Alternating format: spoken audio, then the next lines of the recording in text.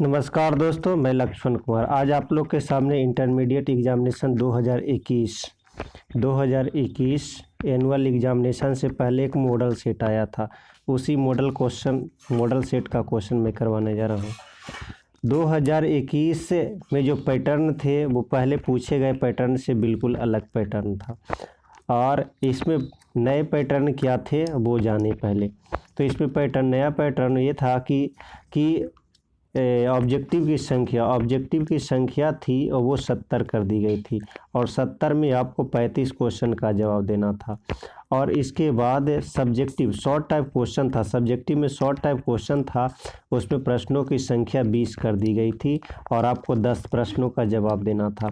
इसके बाद long type प्रश्न थे। लॉन्ग टाइप प्रश्न 6 थे, उसमें से 3 का जवाब देना था। और इस तरह से देखिए सारा चीज़ लिखा हुआ है इसमें। 70 लिखा ऑब्जेक्टिव के लिए लिखा हुआ है। 70 में आपको 35 का जवाब देना है। और इसके बाद 20 लिखा हुआ है, 20 में आपको 10 का जवाब देना। उसके बाद 6 लिखा हुआ है, 3 का जवाब देना है। 3 में ये आपका ऑब्जेक्टिव सेशन 35 में 35 ऑब्जेक्टिव अगर सही हो गया तो 35 से 35 नंबर मिलेंगे। और ये आपको 10 नंबर 2-2 मार्क्स का क्वेश्चन आता था, यानी ये 20 मार्क्स का क्वेश्चन था। उसके बाद ये लॉन्ग क्वेश्चन, एक क्वेश्चन 5 नंबर का था, 3 क्वेश्चन 15 नंबर का। इधर देखिए 20 और इधर 15, 35 और इधर 35, टोटल 70 नंबर का एग्जामिनेशन होता है। जो भी टोटल होता है कितने मार्क्स का, 70 मार्क्स का। 30 नंबर के आपका प्रैक्टिकल होता है, यानी टोटल मिलाकर 30 और 70 मिला देंगे तो टोटल 100 मार्क्स का होता है एग्जाम फिजिक्स का। आते हैं इस मॉडल सेट के पहले क्वेश्चन की ओर बढ़ते हैं। पहला क्वेश्चन आपके सामने है कि आवेशित समतल चालक के नज़दीक विद्युत क्षेत्र आवेशित समतल चालक के नज़दीक विद्युत क्षेत्र होता है। तो आवेशित समतल जैसे ही चालक रहेगा तो ई बराबर याद रखेंगे सिग्मा बटा एप्सिलॉन नॉट। सिग्मा बटा क्या रखेंगे, एप्सिलॉन नॉट। ये गॉस प्रमेय का अनुप्रयोग है। गॉस प्रमेय का अनुप्रयोग में पहला अनुप्रयोग था सीधे चालक के कारण। सीधे चालक या छड़ के कारण विद्युत क्षेत्र तीव्रता याद रखेंगे ई बराबर लैम्डा बटा 2 पाई एप्सिलॉन नॉट आर होता है। ये होता है छड़ के कारण। इसके बाद दूसरा अनुप्रयोग है आपका समतल चालक के कारण ई बराबर सिग्मा बटा एप्सिलॉन नॉट। इसके बाद तीसरा अनुप्रयोग है चादर के कारण। चादर के कारण क्या होता है, चादर के कारण ये उसी को सीट के कारण बोलते हैं। तो ई बराबर हो जाएगा सिग्मा बटा 2 एप्सिलॉन नॉट। इसके बाद एक और आपने पढ़ा होगा कि गोले के कारण 3 बिंदु पर, गोले के सतह पर, गोले के बाहर और गोले के अंदर। गोले के अंदर तीव्रता रहेगा तो वो 0 रहेगा। गोले के सतह पर तीव्रता रहेगा वो 1/4 पाई एप्सिलॉन नॉट क्यू बटा स्मॉल आर स्क्वायर। आर है त्रिज्या, गोले की त्रिज्या। इसके बाद होता है गोले के बाहर तीव्रता होता है 1/4 पाई एप्सिलॉन नॉट क्यू बटा capital R square. Capital R square का मान होगा जो हमेशा बड़े गोले की त्रिज्या से अधिक होगी। तो ये था आपका विद्युत क्षेत्र अलग अलग चालकों के कारण, अलग अलग बिंदुओं पर विद्युत क्षेत्र तीव्रता का मान। तो इस क्वेश्चन का आपने देखा कि इस क्वेश्चन का सही जवाब का क्या हो जाएगा, ये। आते अगले क्वेश्चन की ओर बढ़ते हैं। अगला क्वेश्चन आप लोग के सामने है कि विद्युत क्षेत्र ई और विद्युत विभव के बीच का संबंध क्या होगा। तो याद रखेंगे कि विभव में ऋणात्मक परिवर्तन की दर दूरी के सापेक्ष, दूरी के सापेक्ष इसको लिखते हैं -dv/dr। ये हमेशा विद्युत क्षेत्र के बराबर होता है। विभव में ऋणात्मक परिवर्तन की दर दूरी के सापेक्ष, और यहाँ दूरी हो गया, ये विभव हो गया, d/dr का मतलब हो गया दूरी में परिवर्तन की दर। ऋणात्मक नेगेटिव परिवर्तन की दर हमेशा किसके बराबर होगा, विद्युत क्षेत्र तीव्रता या विद्युत क्षेत्र के बराबर होगा। तो इस क्वेश्चन का सही जवाब का हो जाएगा ए। आते हैं अगले क्वेश्चन की ओर बढ़ते हैं। अगला क्वेश्चन है कि 9 किलोमीटर त्रिज्या आर बराबर आपका दिया हो 9 किलोमीटर। 9 किलोमीटर का मतलब हो गया 9000 मीटर। और कह रहा विद्युत धारता, ये देखिए गोलीय चालक की धारता, अभी मैं सभी के लिए बता रहा हूँ। पहले देखेंगे गोलीय चालक की धारता होती है 4 pi epsilon not R. 4 pi epsilon not R, यही आर है, आर का मान आपका 9000 मीटर हो गया। 4 पाई एप्सिलॉन नॉट का मान रखेंगे तो 4 पाई एप्सिलॉन नॉट का मान होता है 1/9 10 to the power -9, 10 to the power -9। अभी आर का मान आपने लिखा था 9000 है, तो 9000 को 9 गुना 10 पर पावर 3 लिखेंगे, 9000 को 9 गुना 10 के पावर 3, 9 से 9 कट जाएगा, 10 के पावर -9 और 10 के पावर +9, 10 के पावर -6 हो जाएगा, और 10 के पावर -6 को बोलते हैं माइक्रो बोलते हैं। तो देखें इस क्वेश्चन का सही आंसर हो जाएगा 1 माइक्रोफैराड। क्या हो जाएगा? 1 माइक्रोफैराड बराबर 1 गुना 10 के पावर -6 फैराड। याद रखेंगे गोलीय चालक। अगर गोलीय चालक यहाँ नहीं देकर के अगर पूछ देता कि समांतर पट्टिका संधारित्र की धारिता क्या होगी, तो C बराबर हो जाएगा epsilon not epsilon R A बटा D, epsilon not epsilon R A बटा D हो जाएगा। और इस तरह से अगले क्वेश्चन की ओर बढ़ते हैं। अगला क्वेश्चन है कि समांतर पट्टिका संधारित्र की धारिता, देखिए क्वेश्चन में भी आ गया epsilon not epsilon R A बटा D, तो इस क्वेश्चन का सही जवाब हो जाएगा ये आपका ए। अगले क्वेश्चन की ओर बढ़ते हैं कि गैल्वेनोमीटर का प्रतिरोध G और वोल्टमीटर का प्रतिरोध B है, तो जानेंगे कि निम्नलिखित में कौन सा संबंध है। तो याद रखेंगे कि वोल्टमीटर का प्रतिरोध अधिक होता है और गैल्वेनोमीटर का प्रतिरोध कम होता है, तो V ग्रेटर देन VG होगा। चेक कर लें, तो इस क्वेश्चन का सही जवाब हो जाएगा ए।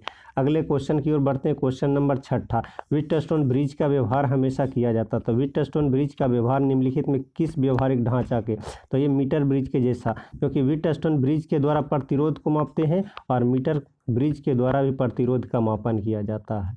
तो व्हीटस्टोन ब्रिज किसके समान हो गया, तो मीटर ब्रिज के। इसी क्वेश्चन को और देखिए किस तरह विभव मापी किसको मापता है, तो विभव मापी सेल का आंतरिक प्रतिरोध और सेल का विद्युत वाहक बल, सेल का आंतरिक प्रतिरोध और सेल का विद्युत वाहक बल विभव के द्वारा। वोल्ट मीटर किसको मापता है, वोल्टेज को मापता है, विभवांतर को मापता है, विभव को मापता है। गैल्वेनोमीटर किसको मापता है, गैल्वेनोमीटर मापता है विद्युत धारा को। विद्युत धारा को मापने के लिए गैल्वेनोमीटर, इसके साथ साथ अमीटर का यूज करते हैं। किसका यूज करते हैं, अमीटर का। तो अमीटर और गैल्वेनोमीटर धारा मापने के लिए, वोल्टमीटर विभवांतर मापने के लिए, विभव मापी यूज करते हैं सेलों का आंतरिक प्रतिरोध एवं विद्युत वाहक बल मापने के लिए। लेकिन यहाँ व्हीटस्टोन ब्रिज किसको मापन के लिए होता है, प्रतिरोध का, और मीटर ब्रिज किसके मापन के लिए होता है, प्रतिरोध का। तो इस क्वेश्चन का सही जवाब हो जाएगा ऑप्शन सी। आते अगले क्वेश्चन की ओर बढ़ते। अगला क्वेश्चन कह रहा है एक तार का विशिष्ट प्रतिरोध, तो तार का विशिष्ट प्रतिरोध को बोलते हैं, विशिष्ट प्रतिरोध को बोलते हैं प्रतिरोधकता, विशिष्ट प्रतिरोध को बोलते हैं प्रतिरोधकता। प्रतिरोधकता हमेशा पदार्थ की प्रकृति पर निर्भर करता है, प्रतिरोधकता हमेशा पदार्थ की प्रकृति पर निर्भर करता है, न कि लंबाई पर, द्रव्यमान पर, अनुप्रस्थ के क्षेत्रफल पर। याद रखेंगे रू हमेशा निर्भर करता है पदार्थ की प्रकृति पर। अगर लोहे का रहेगा उसका प्रतिरोधकता अलग होगी, चांदी का रहेगा तो उसका प्रतिरोधकता अलग अलग मटेरियल के लिए इसका प्रतिरोधकता का मान क्या होगा, अलग होगा। वो फिक्स वैल्यू होता है, चेंज नहीं होता है। हाँ, टेम्परेचर के कारण वो चेंज हो सकता है कि टेम्परेचर को बढ़ाएंगे तो बढ़ेगा, टेम्परेचर को घटाएंगे तो घटेगा। वो डिपेंड करता है कि जो विशिष्ट प्रतिरोध है किसी चालक का है कि अर्धचालक का है या कुचालक पदार्थ का। चालक पदार्थ के लिए विशिष्ट प्रतिरोधकता, चालक को गर्म करेंगे तो उसका विशिष्ट प्रतिरोधकता बढ़ जाएगा, और चालक को ठंडा करेंगे तो उसका विशिष्ट प्रतिरोधकता क्या हो जाएगा, कम जाएगा। तो अगले क्वेश्चन की ओर बढ़ते हैं। अगला क्वेश्चन है आपका किरचॉफ्स लॉ, किरचॉफ के या किरचॉफ के बिंदु नियम। बिंदु नियम को याद रखेंगे, इसी को KCL बोलते हैं, KCL Kirchhoff's current law, Kirchhoff का धारा नियम। तो बिंदु नियम हमेशा आवेश संरक्षण सिद्धांत को पालन करता है, और KCL इसी बिंदु नियम को क्या बोलेंगे, KCL Kirchhoff's current law, Kirchhoff का धारा नियम। और दूसरा होता है KVL होता है किरचॉफ का विभव नियम, और ये हमेशा ऊर्जा संरक्षण। KVL किस पर, ये किसके लिए हो जाएगा, KVL के लिए। किसके लिए हो जाएगा, KVL के लिए, और ये हो जाएगा KCL हो जाएगा हमेशा, KCL हो जाएगा हमेशा आवेश के लिए। तो इस क्वेश्चन का सही जवाब हो जाएगा, इस क्वेश्चन का सही जवाब हो जाएगा आपका, तो इस क्वेश्चन का सही जवाब कौन सा हो जाएगा, बी हो जाएगा। अगर इसी में बिंदु नियम हटा करके KVL कर देता, तो KVL कर देता तो कौन सा आंसर हो जाता, सी हो जाता। इस क्वेश्चन का सही जवाब का है बी। आते अगले क्वेश्चन की ओर बढ़ते। अगला कह रहा धारावाही चालक के अंदर इलेक्ट्रॉन की गति हमेशा एक रूप से औसत होगी, यूनिफॉर्म एवरेज होगा। क्या हो जाएगा, एक रूप से औसत होती है। अगला कि विद्युतीय परिपथ की शक्ति हमेशा V² बटा। शक्ति के लिए याद रखेंगे 3 फार्मूला होता है। किसी भी इलेक्ट्रिकल विद्युतीय परिपथ की शक्ति का 3 फार्मूला। पहला फार्मूला होता है वी आई, कौन सा वी आई। दूसरा होता है वी स्क्वायर बटा आर, वी स्क्वायर बटा आर। और तीसरा फार्मूला होता है I square into R, I square into R, I square into R. ये 3 फार्मूला शक्ति के लिए। तो इस क्वेश्चन में देखेंगे तो इस क्वेश्चन का सही जवाब हो जाएगा ऑप्शन सी। आते हैं अगले क्वेश्चन की। कह रहा है चुंबकीय क्षेत्र में, कहाँ पर ये ध्यान रखेंगे, ये क्षेत्र दिया चुंबकीय क्षेत्र। चुंबकीय क्षेत्र में कोई आवेश है जो गतिशील है तो आवेश पर कितना बल लगेगा, याद रखेंगे। चुंबकीय क्षेत्र में कोई आवेश गतिशील रहेगा तो उस पर लगने वाला बल होगा क्यू भी क्रॉस बी होगा, क्यू भी क्रॉस बी होगा। अगर चुंबकीय क्षेत्र में रहेगा तो क्यू भी क्रॉस बी होगा। अगर यहाँ पर विद्युतीय क्षेत्र, चुंबकीय क्षेत्र ना होकर के विद्युतीय क्षेत्र होता, कौन सा क्षेत्र हो जाता, विद्युतीय क्षेत्र होता। विद्युतीय क्षेत्र रहता तक क्यू ई हो जाएगा। बल कितना, बल का मान क्या हो जाएगा, क्यू ई, क्या हो जाएगा, बी क्यू ई। अगर दोनों क्षेत्र रहेगा तो दोनों को जोड़ देंगे, इसी में क्या जोड़ देंगे, क्यू ई जोड़ देंगे। विद्युतीय चुंबकीय क्षेत्र के साथ साथ कौन सा क्षेत्र रहता, विद्युतीय क्षेत्र रहता। तो क्या करते, क्यू एफ बराबर क्यू भी cross B plus Q E हो जाएगा। लेकिन यहाँ पर सिर्फ और सिर्फ कहा है चुंबकीय क्षेत्र, चुंबकीय क्षेत्र है तो इस कारण हो जाएगा एफ बराबर क्यू भी क्रॉस बी होगा। अगले क्वेश्चन की ओर बढ़ते। अगला क्वेश्चन है आपका चुंबकीय फ्लक्स का मात्रक क्या होता। चुंबकीय फ्लक्स का मात्रक हमेशा वेबर होगा, क्या होगा, वेबर। चुंबकीय ये वाला होता है एम्पियर, किसका होता है, विद्युत धारा का। फैराड किसका होता है, संधारित्र की धारिता। टेस्ला किसका होता है, टेस्ला होता है चुंबकीय क्षेत्र का, चुंबकीय क्षेत्र या चुंबकीय क्षेत्र तीव्रता का। वेबर किसका होता है, तो वेबर हमेशा हो जाएगा किसका, चुंबकीय फ्लक्स का। अगले क्वेश्चन की ओर बढ़ते। अगला क्वेश्चन कह रहा है कि जिस परिपथ में सिर्फ प्रतिरोध हो, मैंने पहले ही बताया जिस सिर्फ प्रतिरोध रहेगा तो उसके लिए शक्ति गुणांक 1। अगर सिर्फ प्रेरकत्व रहेगा शक्ति गुणांक 0, सिर्फ संधारित्र रहेगा शक्ति गुणांक 0। तो सिर्फ प्रतिरोध कह रहा है तो ऑप्शन ए सही है। अगले क्वेश्चन की ओर बढ़ते हैं। अगला क्वेश्चन है आपका कि प्रत्यावर्ती धारा का मूल वर्ग माध्यम। ये भी क्वेश्चन सोल्व करवाया हुआ पिछले वीडियो में आप लोग देखेंगे। आई आर एम एस बराबर मैंने बताया था आई नॉट बटा रूट 2, आई नॉट बटा रूट 2। आई नॉट क्या है, शिखर धारा। तो शिखर धारा में रूट 2 से भाग दे देंगे तो आपका मूल वर्ग मान धारा आ जाएगा। शिखर धारा, ये आई नॉट कौन सी धारा है, शिखर धारा। शिखर धारा में कितना से भाग देना है, रूट 2 से। तो ऑप्शन चेक कर लीजिए कि कौन सा ऑप्शन सही है। तो इस क्वेश्चन का सही ऑप्शन हो जाएगा सी, शिखर धारा में रूट 2 से भाग दे दिए हैं। अगला क्वेश्चन है आपका कि चुंबकीय लंबाई एल एम और ज्यामितीय लंबाई एल जी के बीच क्या संबंध है। तो एल जी बराबर याद रखेंगे, एल जी बराबर होगा 5/6 एल एम, एल जी बराबर होता है 5/6 एम। एल जी क्या है, ज्यामितीय लंबाई, एल एम क्या है, चुंबकीय लंबाई। चुंबकीय लंबाई हमेशा ज़्यादा होती, चुंबकीय लंबाई ज़्यादा, किससे ज़्यादा होगी, तो ज्यामितीय लंबाई से, ज्यामितीय लंबाई से क्या होगी, ज़्यादा होगी। इसके बाद अगले क्वेश्चन की ओर बढ़ते हैं। अगला क्वेश्चन है क्वेश्चन नंबर 16। कह रहा है कि BH पृथ्वी के चुंबकीय क्षेत्र का क्षैतिज घटक है। BH है जो कौन सा घटक है, क्षैतिज घटक। और डेल्टा है जो नमन कोण है। तो चुंबकीय क्षेत्र के लिए कौन सा सही होगा, तो याद रखेंगे चुंबकीय क्षेत्र के लिए B बराबर क्या हो जाएगा, B बराबर BH बटा cos delta, cos delta, BH बटा कॉस डेल्टा। अगले प्रश्न की ओर बढ़ते। अगला क्वेश्चन है आपका कि चुंबकन तीव्रता की इकाई क्या होगी। तो चुंबकन तीव्रता की इकाई एम्पियर मीटर होगी। क्या होगी, चुंबकन तीव्रता को किससे सूचित करते हैं, स्मॉल एम से। इस पर डॉट देते हैं, ये होगा चुंबकन तीव्रता स्मॉल एम और ऊपर में क्या देंगे, डॉट, एम्पियर मीटर होगा। अगले क्वेश्चन की ओर बढ़ते हैं। चुंबकीय याम्योत्तर, 1 मिनट, इस क्वेश्चन चुंबकीय याम्योत्तर को मैग्नेटिक मेरिडियन बोलते हैं। तो चुंबकीय याम्योत्तर देखिए सपोज दैट ये कोई क्षार चुंबक है, तो क्षार चुंबक का ये वाला जो अक्ष होगा, ये वाला अक्ष हमेशा कहलाता चुंबकीय अक्ष। कौन सा अक्ष, चुंबकीय अक्ष, मैग्नेटिक एक्सिस। और जो हमेशा चुंबक के लंबवत से गुजरे, चुंबक के किससे गुजरे, लंबवत गुजरे, इसको बोलते हैं मैग्नेटिक मेरिडियन, ऊर्ध्वाधर तल बोलते हैं इसको, क्षैतिज तल चुंबकीय एक्सिस और ऊर्ध्वाधर तल को बोलते हैं हमेशा मैग्नेटिक मेरिडियन। तो इस क्वेश्चन का सही जवाब हो जाएगा ऑप्शन डी। अगले क्वेश्चन की ओर बढ़ते हैं। इस क्वेश्चन का सही जवाब क्या हो गया, डी हो जाएगा, मैग्नेटिक मेरिडियन होगा। अगला क्वेश्चन का सामान्य समायोजन में सरल सूक्ष्मदर्शी की आवर्धन क्षमता, 1 + D/F 1+d/f। डी क्या है? स्पष्ट दर्शन की न्यूनतम दूरी, ये 25 सेंटीमीटर होता है। एक नॉर्मल आई के लिए, सामान्य आँख के लिए 25 सेंटीमीटर। एफ क्या हो गया? तो फोकस दूरी। क्या हो गया? फोकस, लेंस की फोकस दूरी, लेंस की फोकस दूरी। एम क्या हो गया? आवर्धन। तो एम बराबर 1+d/f। तो इस क्वेश्चन का सही जवाब हो जाएगा ऑप्शन ए। अगले क्वेश्चन की ओर बढ़ते हैं। अगला क्वेश्चन है, सामान्य आँख की फोकस दूरी लगभग होती है। तो सामान्य आँख का फोकस दूरी हमेशा 2 सेंटीमीटर, हमेशा कितना दूरी? 2 सेंटीमीटर, हमेशा कितना हो जाएगा? 2 सेंटीमीटर। और ये होता 25 सेंटीमीटर होता है निकटतम दूरी होता है। निकटतम दूरी कितना? 25 सेंटी, लेकिन फोकस दूरी कितना हो जाएगा? 2 सेंटीमीटर। अगले क्वेश्चन की ओर बढ़ते हैं। अगला क्वेश्चन है, हीरा का क्रांति कोण कितना होता है? क्रांति कोण निकालते कैसे? याद रखेंगे, सी बराबर, क्रांति कोण सी बराबर साइन इनवर्स 1/म्यू। अगर हीरा का कह रहा था म्यू, हीरा का लिखेंगे म्यू डी। तो हीरा के लिए अपर्दनांक मैंने बताया था 2.42, यानी साइन इनवर्स 1/2.42 रखेंगे तो आंसर आ जाएगा इसका।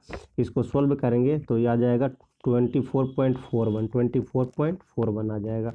अगले क्वेश्चन की ओर बढ़ते हैं। अगला क्वेश्चन है कि दो संपर्कित उत्तल लेंस का समतुल, अगर दो लेंस है, दो उत्तल लेंस है, उसको जोड़ेंगे तो भी हमेशा कैसा काम करेगा? समतुल्य लेंस जो बनेगा वो हमेशा कन्वेक्स की तरह बनेगा, उत्तल ही बनेगा। कैसा बनेगा? उत्तल बनेगा। अगला क्वेश्चन की ओर बढ़ते हैं।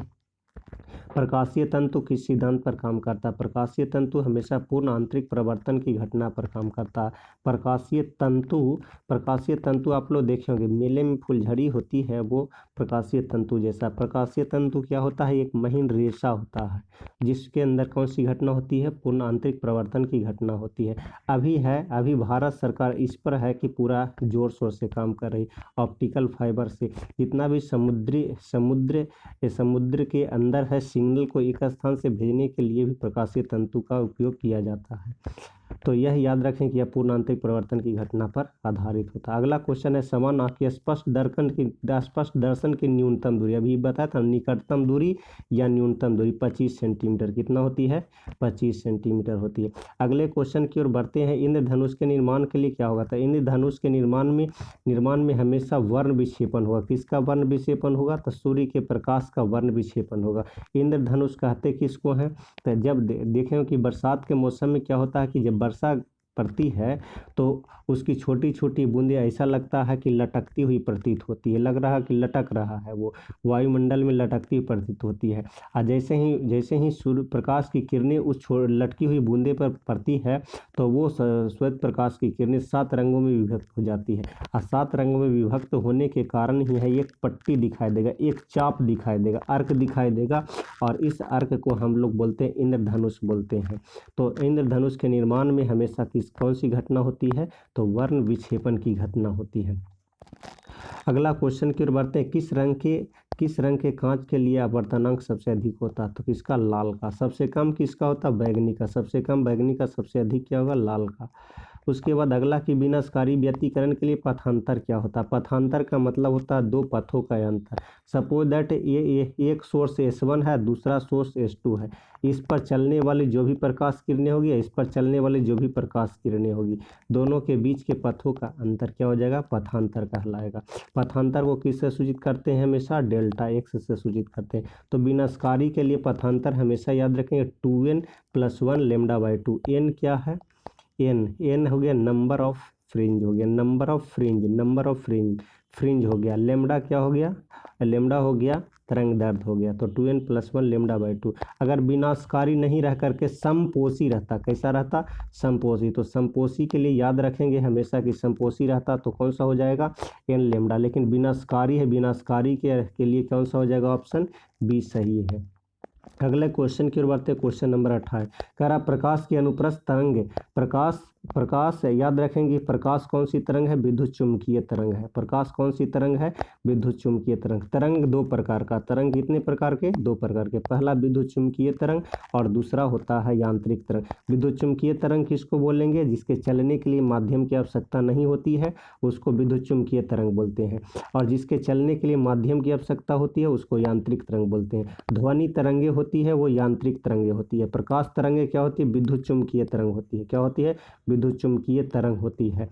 और विद्युत चुम्बकीय तरंग दो प्रकार का, एक अनुप्रस्थ और दूसरा अनुदैर्ध्य। तो प्रकाश विद्युत चुम्बकीय तरंग है ही, लेकिन विद्युत चुम्बकीय तरंग के साथ साथ वो कौन सी तरंग है, अनुप्रस्थ तरंग है। तो अनुप्रस्थ तरंग कौन सी घटना के द्वारा पता चलता है, तो अनुप्रस्थ तरंग हमेशा ध्रुवीकरण की घटना के द्वारा।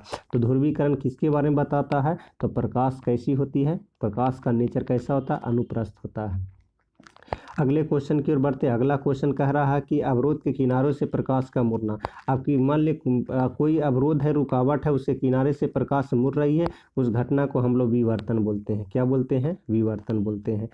व्यतिकरण में क्या हुआ कि कहीं भी मान ली दो प्रकाश स्रोत है, एक ही माध्यम में चलेगी, दोनों प्रकाश स्रोत को एक ही माध्यम में संचारित करोगे तो कहीं पर प्रकाश की तीव्रता बढ़ जाएगी, कहीं पर प्रकाश की तीव्रता घट जाएगी, और यह घटना क्या कहलाती है, व्यतिकरण। परावर्तन तो आप लोग जानते हैं कि जब प्रकाश किरणें किसी परावर्तक सतह पर पड़कर उसी माध्यम में लौटती है, यह घटना परावर्तन कहलाता है। अपवर्तन क्या होता है कि माध्यम को क्रॉस कर जाएगी, इस माध्यम से उस माध्यम में चल जाएगी, कि प्रकाश किरणें कोई सघन माध्यम से विरल माध्यम में या विरल माध्यम से सघन माध्यम में जाती है, तो वो जाती है तो अभिलंब की ओर या अभिलंब से दूर भागती है, यह घटना क्या कहलाता है, अपवर्तन कहलाता है।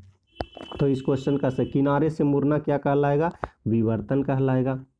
इसके बाद अगले प्रश्न की ओर बढ़ते हैं।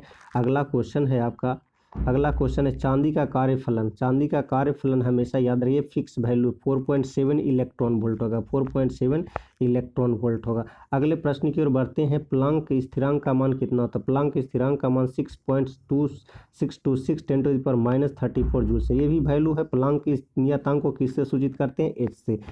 तो एच का मान हमेशा कितना होगा, 6.626 10⁻34 जूल सेकेंड होगा। अगले क्वेश्चन की ओर बढ़ते हैं। फोटोन का गतिज द्रव्यमान। यहाँ पर दो क्वेश्चन बन जाएगा। फोटोन किसको कहते हैं, पहले ये समझिए। फोटोन किसको कहते हैं, तो प्रकाश होती है जो एक बंडल के रूप में चलती है। बंडल समझते हैं ना, बंडल मतलब पैकिंग के रूप में चलती है। जैसे आप लोग देखें बीड़ी वगैरह का बंडल आता है, तो उसी तरह से प्रकाश एक बंडल के रूप में चलती है। उस बंडल को ही हम लोग क्या बोलते हैं, फोटोन बोलते हैं। अगर ये फोटोन गति में होगा, फोटोन किस में होगा, गति में होगा, तो उसका द्रव्यमान हमेशा याद रखेंगे h/c लेमडा होगा। h/ क्या होगा, c लेमडा। इस क्वेश्चन का सही जवाब हो जाएगा आपका बी। लेकिन अगर ये गतिक में नहीं होकर के विराम में रहे, किस में रहे, विराम में रहे, तो उस समय इसका द्रव्यमान याद रखेंगे 0। जब विराम में रहेगा तो द्रव्यमान क्या हो जाएगा, 0। लेकिन फोटोन गतिक में होगा तो h/c लेमडा। अगले क्वेश्चन की ओर बढ़ते हैं। अगला क्वेश्चन है कि कौन सी श्रेणी में परावैंगनी पड़ती है, तो परावैंगनी हमेशा बामर सीरीज में पड़ती है। किसमें, बामर सीरीज में पड़ती है। अगले क्वेश्चन की ओर रेडियो एक्टिविटी के लिए इनमें से कौन सी घटना सही है, कौन सी घटना उपयुक्त नहीं है, तो रेडियो एक्टिविटी में स्वतः स्फुट की घटना नहीं होती है, नाभिकीय घटना होती है, प्राकृतिक घटना होती है, प्राकृतिक घटना होती है ना, क्योंकि उसमें से क्या होता है कि अल्फा बीटा, रेडियो एक्टिविटी में क्या होता है और वैसे पदार्थ जिससे हमेशा या निरंतर अल्फा बीटा और गामा किरण का उत्सर्जन होगा, उसी को हम लोग क्या बोलते हैं, रेडियो एक्टिव पदार्थ बोलते हैं। उस पदार्थ को रेडियो एक्टिव पदार्थ बोलेंगे और घटना को रेडियो एक्टिविटी बोलेंगे। तो नाभिक के अंदर ही होता है, नाभिकीय घटना भी कहलाएगा। प्राकृतिक घटना भी होती है क्योंकि ये नेचुरली अल्फा बीटा गामा किरण उत्सर्जित होता है। परमाणु घटना होता है, परमाणु घटना क्योंकि एटम से अल्फा बीटा गामा किरण का उत्सर्जन होगा तो उसके परमाणु संख्या और द्रव्यमान संख्या पर भी प्रभाव पड़ेगा। लेकिन ये अपने आप नहीं होती है, स्वतः मतलब अपने आप यह घटना नहीं होगी। तो इस क्वेश्चन का सही जवाब कौन सा हो जाएगा, स्वतः स्फुट घटना। इसके बाद अगले क्वेश्चन की ओर बढ़ते हैं। तीव्र गति से चलने वाला इलेक्ट्रॉन कैसा कण है, ऋणात्मक कण। कैसा कण है, ये ऋणात्मक कण है। इस कारण बीटा भी कैसा कण है, ऋणात्मक। तो इलेक्ट्रॉन किसके जैसा होगा, तो इलेक्ट्रॉन तेजी से चलने वाला इलेक्ट्रॉन बीटा किरण। कौन सा किरण, बीटा किरण। अगले क्वेश्चन की ओर अल्फा कण होता है, अल्फा कण हीलियम नाभिक के, तो हीलियम नाभिक कैसे लिखते हैं, He++। क्या लिखते हैं, He++। को ही क्या बोलते हैं, अल्फा बोलते हैं। क्या बोलते हैं, अल्फा कण का द्रव्यमान किसके बराबर होगा, तो अल्फा कण का द्रव्यमान 2 प्रोटॉन के द्रव्यमान का बराबर होगा, 2 प्रोटॉन के द्रव्यमान के बराबर होगा। इसके बाद अगले क्वेश्चन की ओर बढ़ते हैं। प्रेसी एंटीना, ये भी क्वेश्चन करवाया कि प्रेसी एंटीना है, कोई सेंडर एंटीना है, टीना है उसका डी है कि परास डी, टीवी टावर की ऊंचाई एच और त्रिज्या आर है, तो किसके डी एच आर के बीच का समय, तो डी बराबर मैंने बताया था √2RH, डी बराबर √2RH होगा। अगले क्वेश्चन की ओर बढ़ते हैं। अगला तो इसका तो सही जवाब का हो जाएगा डी कह रहा है, इसका सही जवाब कौन सा हो जाएगा, बी हो जाएगा। सही जवाब क्या हो जाएगा, बी हो जाएगा। अगले क्वेश्चन की बढ़ते हैं। अगला क्वेश्चन कह रहा है मूल अवस्था में हाइड्रोजन, मूल अवस्था माने प्रारंभिक अवस्था, प्रारंभिक अवस्था में हाइड्रोजन परमाणु की ऊर्जा -30.6 इलेक्ट्रॉन वोल्ट होती है, -30.6 इलेक्ट्रॉन वोल्ट होती है। अगले क्वेश्चन की ओर बढ़ते हैं। अगला क्वेश्चन कह रहा है कि जब आप द्रव को नैज अर्धचालक में मादित किया जाता है, जब आप द्रव को नैज अर्धचालक में मादित किया जाता है, मतलब क्या किया जाएगा, नैज अर्धचालक किसको बोलेंगे, नैज अर्धचालक शुद्ध अर्धचालक को बोलते हैं। किसको बोलते हैं, शुद्ध अर्धचालक को। तो शुद्ध अर्धचालक में अशुद्धि मिलाते हैं तो अर्धचालक की चालकता बढ़ जाएगी, अर्धचालक की चालकता क्या हो जाएगी, बढ़ जाएगी। तो ऑप्शन कौन सा हो जाएगा, सही ए हो जाएगा। अगले क्वेश्चन की ओर बढ़ते हैं। अगला क्वेश्चन है आपका, अगला है कि नॉर गेट का बूलियन व्यंजक होता है। नॉर गेट का बूलियन व्यंजक क्या होता है, तो नॉर गेट मैंने बताया था कि नॉर गेट बनता है किससे, नॉट और को मिलाते हैं, नॉट और को, और का बूलियन व्यंजक मैंने बता दिया था A+B।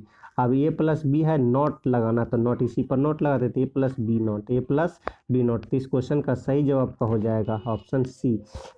अगले क्वेश्चन की ओर बढ़ते हैं। अगला क्वेश्चन है आपका कि अर्ध तरंग दिष्टकारी में 50 हर्ज, अर्ध तरंग दिष्टकारी में 50 हर्ज की निवेशी आवृत्ति के लिए निम्नलिखित में कौन सा सही है, तो 50 हर्ज।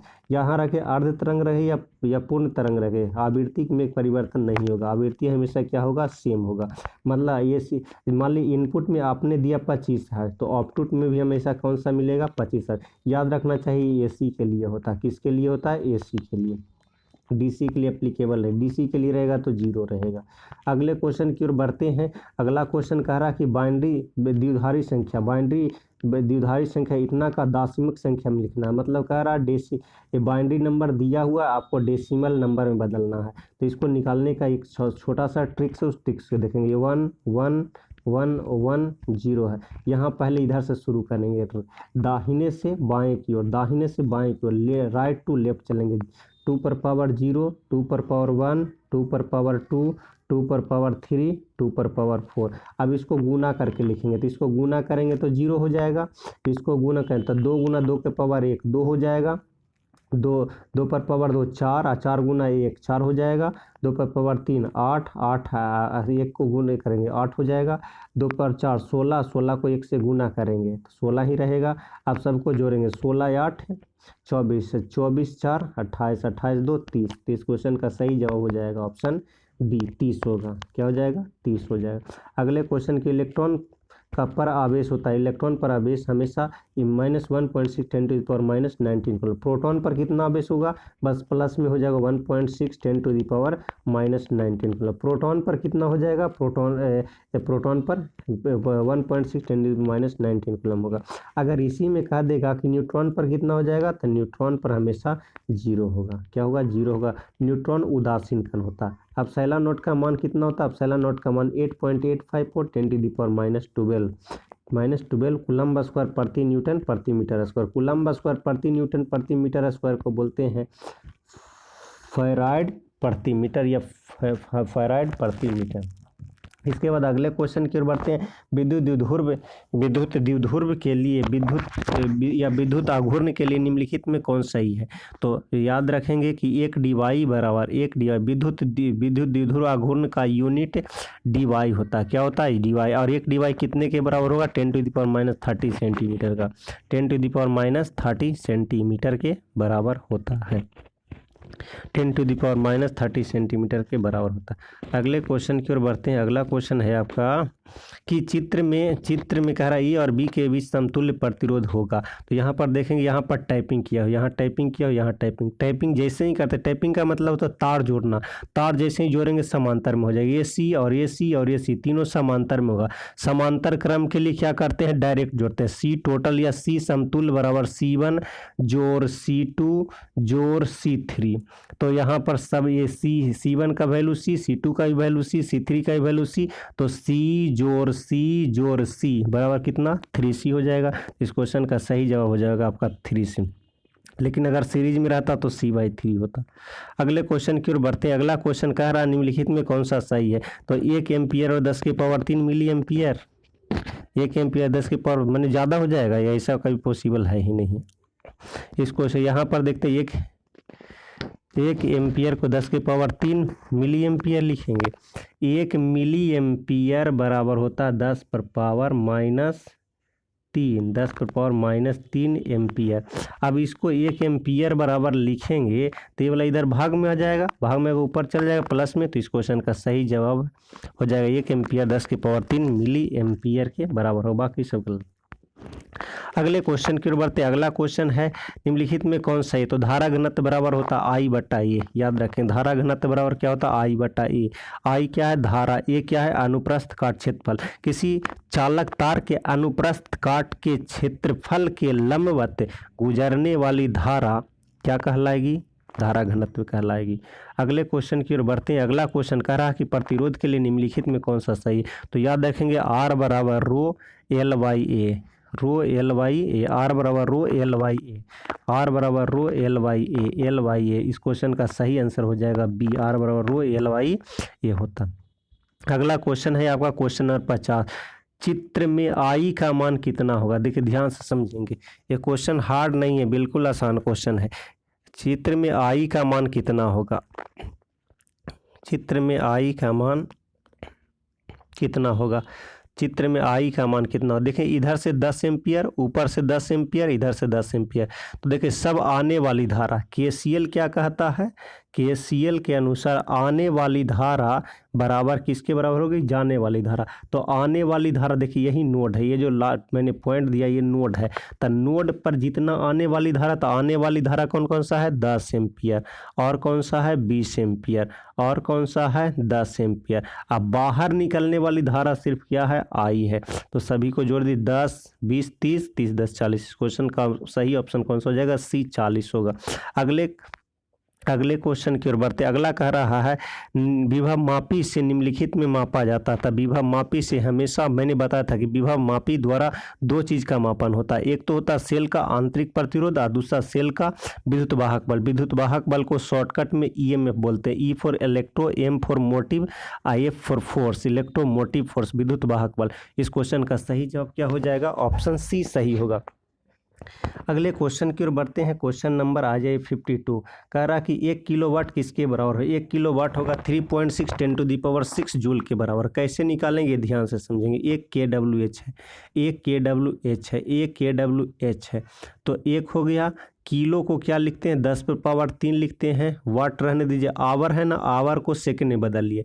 तो अगर सेकंड में बदलेंगे तो 60 से घंटे में 60 से गुना करेंगे मिनट में बदलेगा, पुनः 60 से गुना करेंगे तो ये बदल जाएगा सेकंड में। इसी को सोल्व करिएगा तो 60 गुना 60 करेंगे 3600 आ जाएगा और 10⁻³ है। अब यहाँ देखिए 10⁻³ और यहाँ 2 जीरो तब 5 जीरो, यहाँ पॉइंट बैठा देंगे तो आ जाएगा 10⁻6 आ जाएगा। तो इस क्वेश्चन का सही जवाब हो जाएगा 3.6 10⁻6 जूल, 3.6 10⁻6 जूल। अगले क्वेश्चन की ओर बढ़ते हैं। एक टेस्ला होता है, एक टेस्ला 1 वेबर प्रति मीटर स्क्वायर के बराबर, एक टेस्ला 1 वेबर प्रति मीटर स्क्वायर के बराबर होगा। तो इस क्वेश्चन का सही जवाब होगा B। अगले क्वेश्चन की ओर बढ़ते हैं। अगला क्वेश्चन है आपका, अगला क्वेश्चन ये सारा हो गया, 50 के पार हम लोग पहुंच गए थे।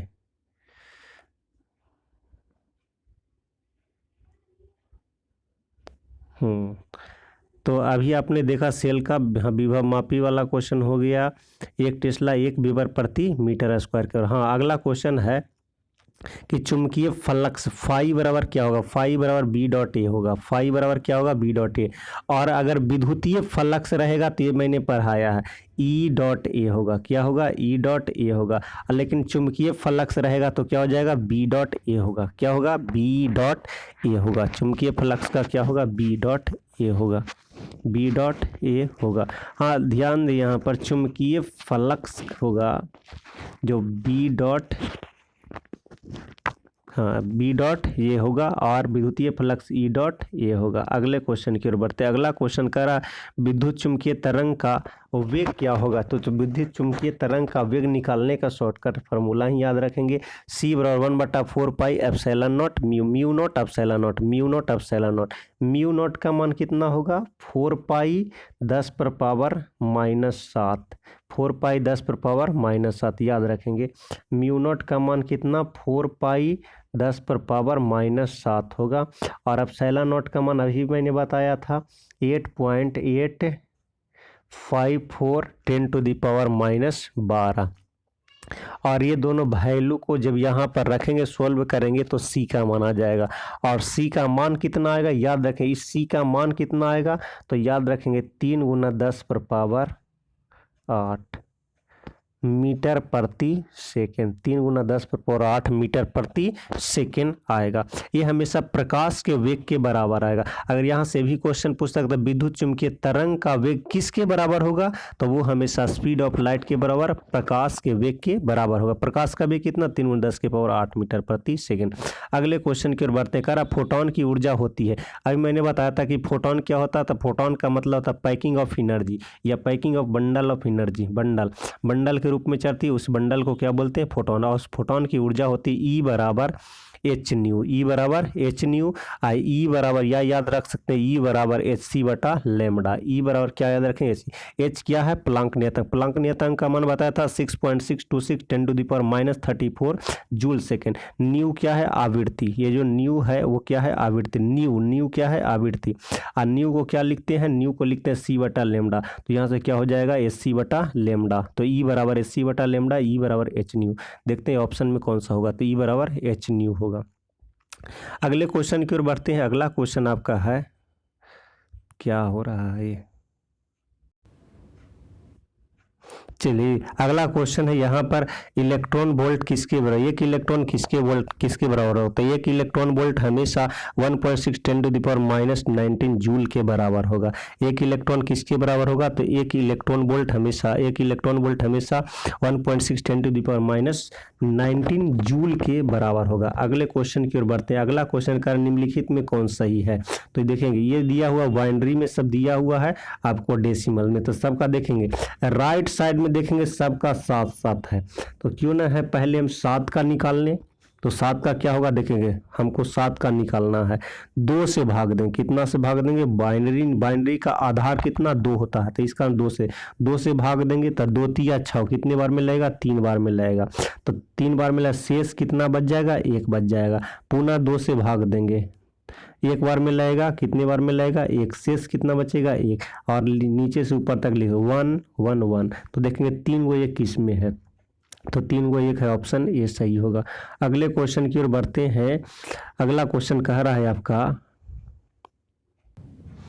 अगला क्वेश्चन है कि द्विधारी योग के लिए निम्नलिखित में कौन सा सही है। द्विधारी सही नहीं है, क्या कह रहा है यहाँ सही नहीं है। तो 0 + 0 तो ये 0 होगा ही, 0 + 1 1 होगा ही, 1 + 0 1 होगा ही, लेकिन 1 + 1 ये गलत है। ये क्या है, ये गलत है। तो ये वाला ऑप्शन डी आपका सही होगा। क्या होगा, और 1 + 1 होता क्या है, तो 1 + 1 ये हमेशा 1 0। ये 1 0 को क्या लिखते हैं डेसिमल में, तो 2 लिखते हैं। 2 का बाइनरी नंबर क्या होगा, तो 1 0 होगा। 2 का बाइनरी यानी द्विधारी क्या होगा 1 0 होगा।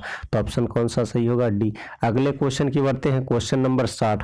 क्वेश्चन 60 क्या कर रहा है, ऊंचाई ट्रांसफार्मर। ये भी देखेंगे कि ये क्वेश्चन है कि 2019 का जो मैंने क्वेश्चन करवाया था वो पूछा हुआ था कि ऊंचाई ट्रांसफार्मर में प्राइमरी और सेकेंडरी में फेरों की संख्या N1 और N2 है। तो ऊंचाई का मतलब step of transformer. Step of transformer क्या करेगा, लो वोल्टेज को हमेशा क्या करेगा हाई में। तो हाई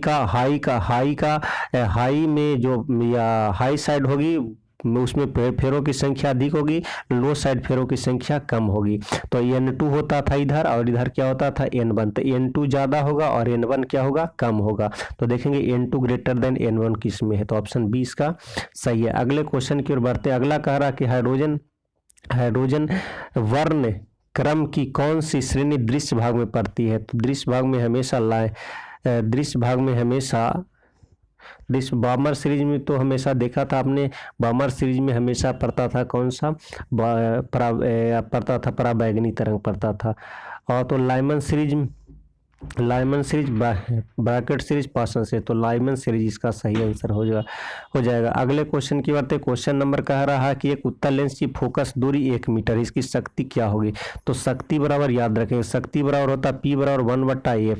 एफ है P बराबर एफ का मान कितना है, 1 है, तो 1/1 बराबर क्या हो जाएगा, 1 हो जाएगा। तो 1 डायोप्टर इसका सही। तो इस क्वेश्चन का सही जवाब हो जाएगा ऑप्शन डी। अगले क्वेश्चन की ओर बढ़ते। अगला क्वेश्चन करा संयुक्त सूक्ष्मदर्शी के लिए निम्नलिखित में कौन सा सही है।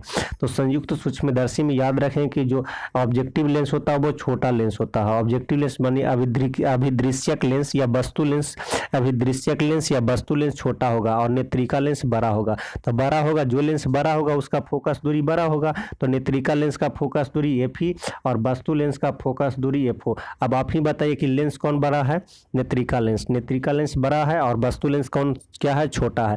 तो ये वाला बड़ा होगा और ये वाला छोटा होगा, यानी एफ ही ग्रेटर देन एफ ओ होगा। तो इस क्वेश्चन का सही जवाब हो जाएगा आपका एफ ही ग्रेटर देन एफ ओ या F O less than F ही होगा। तो अगले क्वेश्चन की ओर बढ़ते हैं। अगला क्वेश्चन कह रहा है कि ये भी क्वेश्चन देखें 2019 में पूछा होगा कि पतले प्रिज्म के लिए न्यूनतम विचलन क्या होगा। तो न्यूनतम विचलन के लिए मैंने बताया था डेल एम बराबर होता है म्यू माइनस वन इंटू ए होगा, म्यू-1 इंटू ए। तो इस क्वेश्चन का सही जवाब का सी होगा। इस क्वेश्चन का सही जवाब क्या हो जाएगा, ऑप्शन सी म्यू-1 इंटू ए। म्यू क्या है, अपर्तनांक है। म्यू क्या है, अपर्तनांक। ए क्या है, प्रिज्म कोण।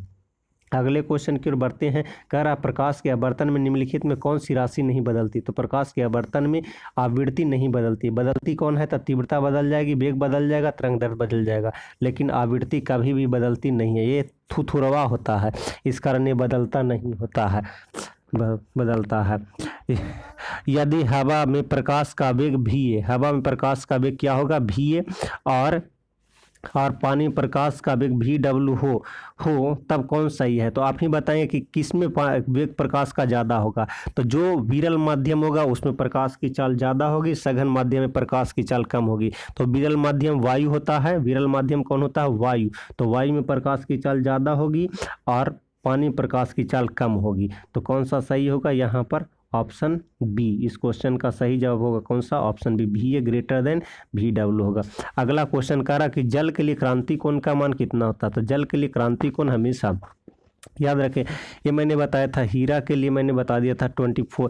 ये वाला तो हीरा के लिए होता है, किसके लिए होता है, हीरा के लिए, इसके लिए हीरा के लिए। और ये याद रखेंगे कि जल के लिए क्रांति कोण का मान कितना होगा, 41.14। अगला क्वेश्चन है कि रचनात्मक व्यतिकरण के लिए कलांतर कितना होता है। तो रचनात्मक है, देखिए अभी आ गया ना, रचनात्मक को संपोषी बोलते हैं, कंस्ट्रक्टिव बोलते हैं, क्या बोलते हैं, कंस्ट्रक्टिव।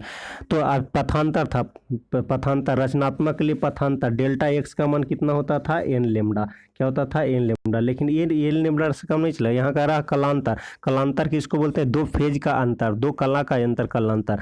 तो ये हो जाएगा 2n+1 नहीं, ये तो आपका हो जाएगा आपका विनाशकारी के लिए। तो यहाँ 2n पाई होगा, क्या होगा, 2n पाई होगा।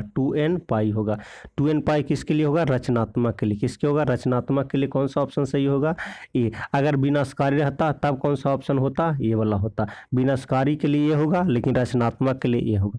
अगले क्वेश्चन की ओर बढ़ते हैं। अगला क्वेश्चन कह रहा है, अगला क्वेश्चन है कि क्वेश्चन नंबर 69 कह रहा है कि प्रकिरणित प्रकाश की तीव्रता आई के लिए कौन होगा। तो रिले का समीकरण होता है, रिले वैज्ञानिक का नाम है। रिले के अनुसार प्रकाश की जो तीव्रता होती है, जैसे ही प्रकाश की तीव्रता, सपोज सूर्य से निकल रही है प्रकाश और पृथ्वी के सतह पर पड़ेगी, तो पृथ्वी पर सतह के पड़ने के बाद जो तीव्रता होगी उसकी तीव्रता हमेशा आई बराबर 1/λ पर पावर 4। लैम्बडा पर पावर कितना होगी, 4। लैम्बडा पर पावर कितना होगी, 4। ये रिले का समीकरण, किसका समीकरण था, रिले का प्रकीर्णन समीकरण होगा। रिले का क्या होगा, प्रकीर्णन समीकरण। रिले का प्रकीर्णन समीकरण क्या कहता है, या रिले के अनुसार क्या था कि जब प्रकाश सूर्य से निकलने वाली प्रकाश किरणें पृथ्वी के सतह पर आपतित होती है तो आपतित होने के बाद जब लौटती है या उससे परावर्तित होती है उस समय उसकी तीव्रता होगी वो कितनी तीव्रता होगी, वो या उसकी तीव्रता समानुपाती होगी 1/λ/4, 1/λ/4। तो इस क्वेश्चन का सही जवाब हो जाएगा ऑप्शन डी। अब आते हैं लास्ट क्वेश्चन की ओर बढ़ते हैं। लास्ट क्वेश्चन कह रहा है कि कांच के समांतर सतह की पट्टी का फोकस दूरी, आप देखें समांतर है, क्या है समांतर की फोकस दूरी कहेगा तो याद रखेंगे समांतर की फोकस दूरी भी कहेगा अनंत होगा, क्या होगा अनंत। अगर कहेगा कि यहाँ समतल दर्पण कहेगा तो समतल दर्पण का भी फोकस दूरी कहाँ पर होगा, अनंत पर होगा। तो इस क्वेश्चन का सही जवाब क्या हो जाएगा, ऑप्शन बी सही है। तो इस तरह से मैं आप लोग को 70 क्वेश्चन करवा चुका हूँ। आप लोग है कि इस क्वेश्चन को सही से कॉपी पर लिखें और या इन्हें ध्यान में रखें और इससे और नए को क्या क्या क्वेश्चन बने थे वो मैंने सारे डिस्कस करवा दिए हैं। तो मैं आप लोग से विदा लूँगा। एक नया इन्फॉर्मेशन देने जा रहा हूँ कि मेरा तबीयत ख़राब चल रहा, कुछ दिन से इस चलते मैं वीडियो पर डे नहीं बना रहा हूँ, लेकिन अब तबीयत में काफ़ी हद तक सुधार हुई है। इस चलते जैसे ही थोड़ा सा भी रिलीफ मिलता है मैं आप लोग के लिए वीडियो बनाते रहता हूँ। आप लोग है कि अपना ये लॉकडाउन में है कि आप अपने आप को सेफ रखें, सुरक्षित रखें, क्योंकि लॉकडाउन में कोई भी काम नहीं देने वाला। हॉस्पिटल जाएंगे तो हॉस्पिटल में देखिए ना कि ज़्यादातर लोग को है कि क्या स्थिति हो रही है। जब नेता का तो पूछ ही नहीं हो रहा है, उतने बड़े बड़े नेता का तो पूछ ही नहीं होता है, तो हम लोग किस गाजर मूली की तरफ पीछे जाएंगे जिसका पता नहीं है। इस चलते है कि वी सेफ रहें, सुरक्षित रहें, अपने घरों में रहें। और जैसे समय मिलता है मैं आप लोग के लिए कि नए नए वीडियो बनाता रहूँगा। नए नए वीडियो मैं वैसे टॉपिक पे मैं बनाऊँगा जो अक्सर है एग्जामिनेशन हॉल में आपको पूछे जाएंगे। तो देखते हैं कि 2022 का पैटर्न क्या रहेगा। वो जैसे ही आएगा आप लोग को तुरंत, जैसे ही बिहार बोर्ड के द्वारा कोई भी इन्फॉर्मेशन आता है आपको तुरंत है इन्फॉर्म किया जाएगा। तब तक के और है कि नए इन्फॉर्मेशन के लिए जो नए स्टूडेंट होंगे इस चैनल को सब्सक्राइब करेंगे और वीडियो को लाइक करेंगे। लाइक करने से क्या होता है कि हम लोग को मोटिवेट मिलता है, ताकि और ये भी लगता है कि और बच्चों को और डिमांड क्या है। तो तब तक के लिए धन्यवाद, बाय बाय, टाटा। अगले वीडियो में पुनः मिलेंगे।